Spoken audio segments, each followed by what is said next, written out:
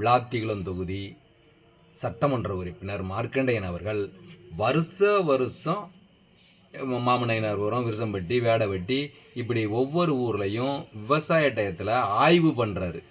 ஆனால் நமக்கு இழப்பீடும் இல்லை, காப்பீடும் இல்லை. இது வரைக்கும் நமக்கு வந்துச்சான்னா வரலை. ஆனால் அதை செஞ்சிருவோம் ஆய்வு பண்ணுற மாதிரி ஒரு படப்பிடிப்பு, நல்ல மிகப்பெரிய ஒரு படப்பிடிப்பு நடத்துகிறாரே தவிர, இந்த படப்பிடிப்பு வந்து ஒரு செலவு இல்லாமல் படப்பிடிப்பு. ஆனால் படப்பிடிப்பில் நல்ல ஒரு இது பண்ணி மக்களை அப்படி கவர் பண்ணுற மாதிரி இருப்பார். ஆனால் நமக்கு ஒரு வாய்ப்பும், நமக்கு ஒரு விவசாயிகளுக்கு இது வரைக்கும் இன்சூரன்ஸ் இல்லை, இழப்பீடும் இல்லை, காப்பீடும் இல்லை, ரெண்டுமே இல்லாதனால நமக்கு இந்த அடுத்து இன்னொரு முறை அவர் சட்டமன்ற உறுப்பினராகி நமக்கு இன்சூரன்ஸ் ஏறும்னு நினைக்கிறீங்களா? கண்டிப்பாக ஏறாது.